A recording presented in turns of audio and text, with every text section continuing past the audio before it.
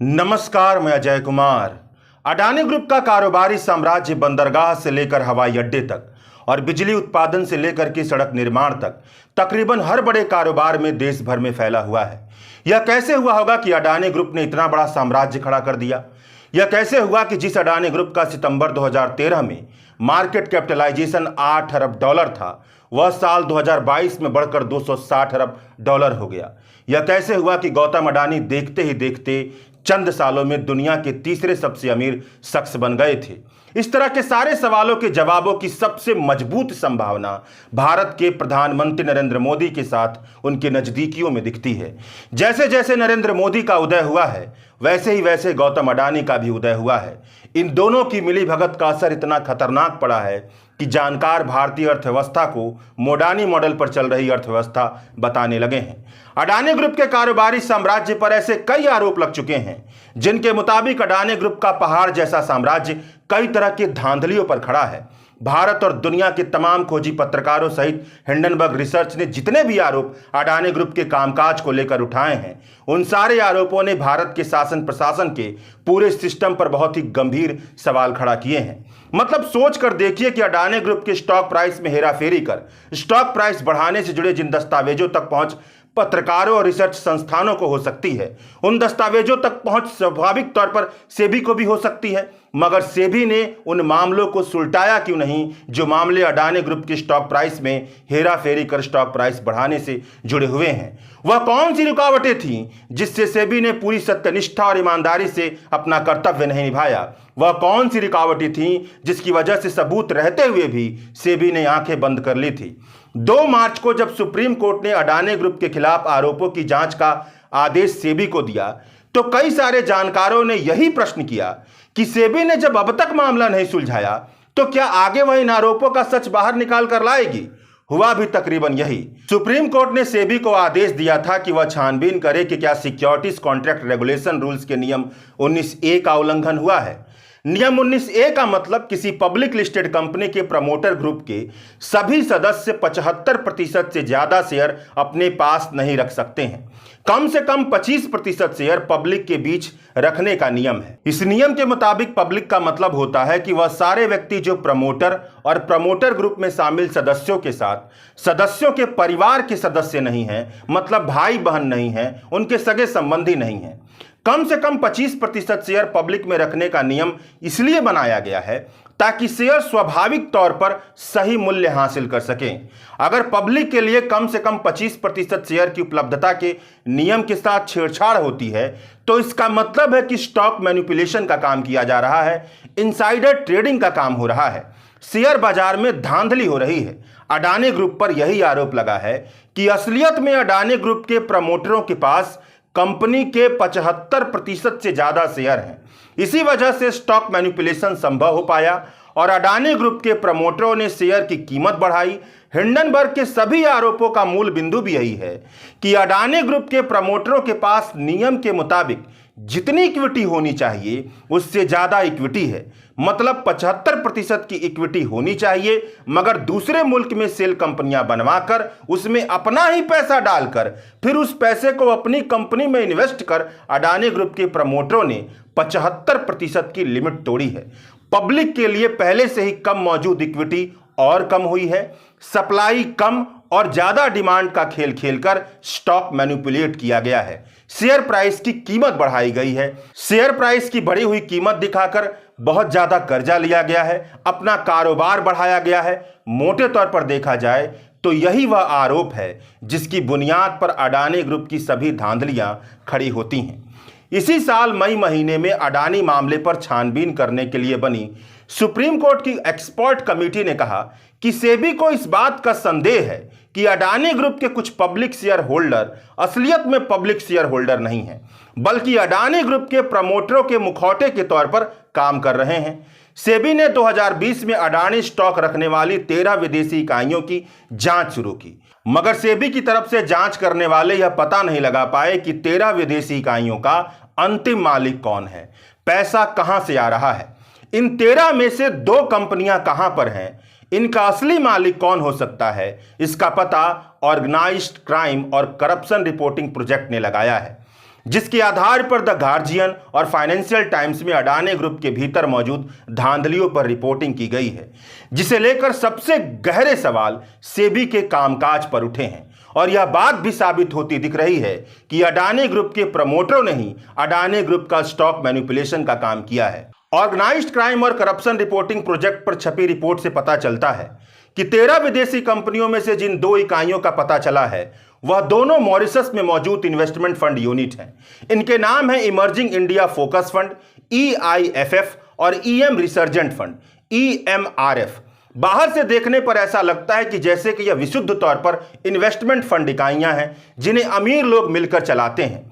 OCCRP को मिले दस्तावेजों से पता चलता है कि मॉरिशस में मौजूद इन दोनों इन्वेस्टमेंट फंड कंपनियों में सबसे ज्यादा पैसा 2 विदेशी निवेशकों ने डाला है। पहले है ताइवान के चांग चुंग लिंग और दूसरे यूनाइटेड अरब अमीरात के नासिर अली शाबान अहली। इन दोनों ने EIFF और EMRF फंड का इस्तेमाल कर अडानी ग्रुप की 4 कंपनियों में साल 2013 से लेकर 2018 के बीच बहुत बड़ी मात्रा में शेयर की खरीद फरोख्त की। यह सारा पैसा बरमूडा में मौजूद ग्लोबल अपॉर्चुनिटीज फंड नाम के एक इन्वेस्टमेंट फंड के जरिए घुमा फिराकर भेजा जा रहा था। मार्च 2017 में नासिर अली और चांद साहब का अडानी ग्रुप में इन्वेस्टमेंट तकरीबन $430 बिलियन का हो चुका था। OCCRP की छानबीन से पता चलता है कि यूनाइटेड अरब अमीरात में मौजूद Excel Investment and Advisory Services Limited के मालिक विनोद अडानी हैं। अब सवाल यह है कि विनोद अडानी कौन है और Excel Investment and Advisory Services Limited का अडानी ग्रुप से रिश्ता क्या बनता है। विनोद अडानी गौतम अडानी के बड़े भाई हैं और अडानी ग्रुप में अडानी प्रमोटर ग्रुप के सदस्य भी हैं।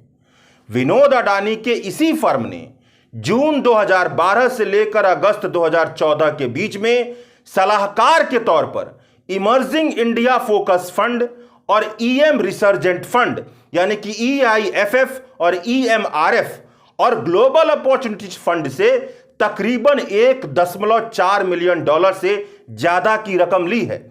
यानी उस इन्वेस्टमेंट फंड यूनिट से रकम ली है जिसके जरिए नासिर अली और चांग साहब ने अडानी ग्रुप में बहुत बड़ा इन्वेस्टमेंट किया है। OCCRP की तरफ से जांच करने वालों ने न केवल इनवॉइस यानी कि जो चालान होता है और लेन देन के रिकॉर्ड खोजे हैं बल्कि इंटरनल ईमेल भी खोजे हैं जो बताते हैं कि मॉरिशस में मौजूद दोनों इन्वेस्टमेंट यूनिट और global opportunities fund Excel Investment and Advisory Services Limited के इशारे पर यानी कि इसके मालिक विनोद अडानी के इशारे पर अडानी ग्रुप के शेयरों में पैसा इन्वेस्टमेंट कर रहे थे। इसका मतलब यह है कि प्रथम दृष्टया प्राइमा फेसी वह सबूत मौजूद है जो यह बताते हैं कि EIFF और EMRF और GOF जैसी इकाइयों को मुखौटा बनाकर गौतम अडानी के भाई विनोद अडानी अडानी ग्रुप में बहुत बड़ा फंड इन्वेस्टमेंट कर रहे थे। अगर अडानी ग्रुप के 3 कंपनियों में विनोद अडानी की शेयर होल्डिंग के साथ दूसरे देश से विनोद अडानी के मुखौटे के तौर पर काम करने वाले इंडिविजुअल और कंपनियों की अडानी ग्रुप में इन्वेस्टमेंट की गई शेयर होल्डिंग को प्रमोटर ग्रुप के शेयर होल्डिंग के साथ जोड़ दिया जाए तो जनवरी 2017 में अडानी इंटरप्राइजेज, अडानी ट्रांसमिशन और अडानी इंटरप्राइजेज के प्रमोटर ग्रुप के शेयर होल्डिंग और अडानी पावर के प्रमोटर ग्रुप की शेयर होल्डिंग 75% से ज्यादा हो जाती है। जैसा कि जनवरी 2017 में अडानी एंटरप्राइजेज के प्रमोटर ग्रुप के पास 74.9% शेयर थे, मतलब 25.5% शेयर पब्लिक के लिए रखे गए थे। इसमें से 13.5% शेयर नासिर अली और चांग साहब के पास थे। यानी किसी ना किसी तरीके से तकरीबन 88% शेयर अडानी एंटरप्राइजेज के प्रमोटरों के पास ही मौजूद थे। यानी यह उस 19A के सिक्योरिटीज कॉन्ट्रैक्ट नियम का उल्लंघन है जिसके तहत प्रमोटर ग्रुप को 75% से ज्यादा की शेयर होल्डिंग रखने की इजाजत नहीं है। यानी भले ही सेबी ने सुप्रीम कोर्ट को अब तक पूरा जवाब न दिया हो, मगर OCCRP की रिपोर्ट बता रही है कि सिक्योरिटीज कॉन्ट्रैक्ट के 19A का उल्लंघन कर अडानी ग्रुप के स्टॉक के भीतर बहुत बड़ी हेराफेरी हुई है।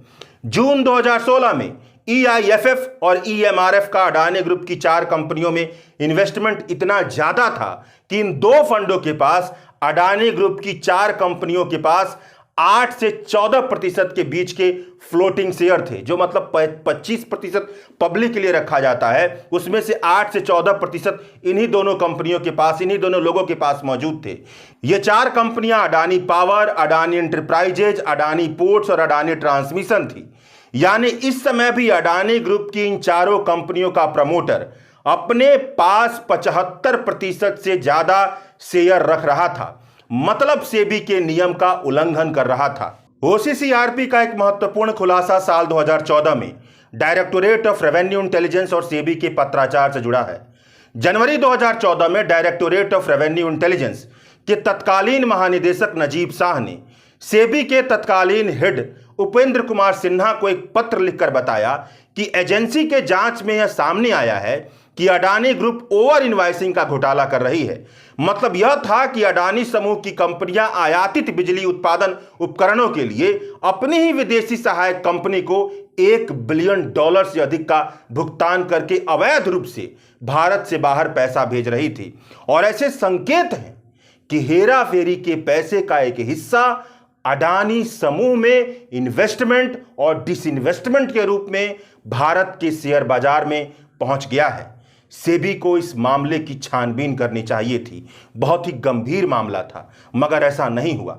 साल 2014 में नरेंद्र मोदी सत्ता में आए और यह मामला ठंडा बस्ते में चला गया। सबसे ज्यादा चौंकाने वाली बात तो यह है कि सेबी ने इस मामले का उल्लेख सुप्रीम कोर्ट के सामने भी नहीं किया। सुप्रीम कोर्ट की कमेटी के सामने सेबी ने यह कहा है कि अडानी ग्रुप की शिकायत जून-जुलाई 2020 में सेबी में दर्ज की गई है और अडानी ग्रुप में सेबी के नियमों का उल्लंघन हो रहा है या नहीं, इसकी छानबीन सेबी ने अक्टूबर 2020 में शुरू की। यानी सेबी ने जानबूझकर साल 2014 में डायरेक्टोरेट ऑफ रेवेन्यू इंटेलिजेंस के जरिए अडानी ग्रुप के भीतर हो रहे स्टॉक की हेराफेरी के संकेतों की शिकायतों को सुप्रीम कोर्ट के सामने छुपा लिया। ऐसा क्यों किया होगा, इसका अंदाजा तो आप लगा ही सकते हैं।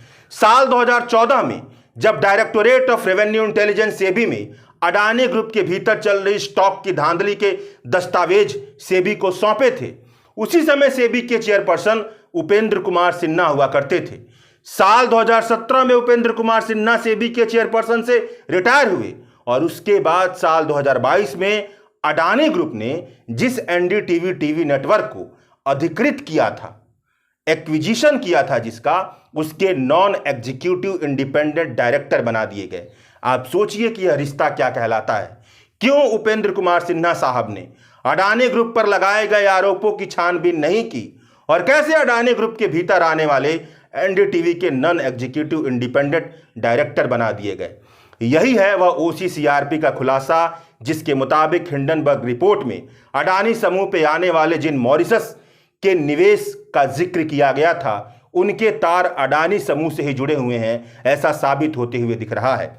अडानी परिवार के साझेदारों ने भारतीय नियमों का उल्लंघन करते हुए अपने ही समूह के शेयरों में निवेश करने के लिए मॉरिशस के जरिए अपारदर्शी फंड का इस्तेमाल किया। साथ में इस खुलासे ने यह भी बता दिया है कि किस तरीके से सेबी ने अपना काम ईमानदारी और सत्यनिष्ठा से नहीं किया।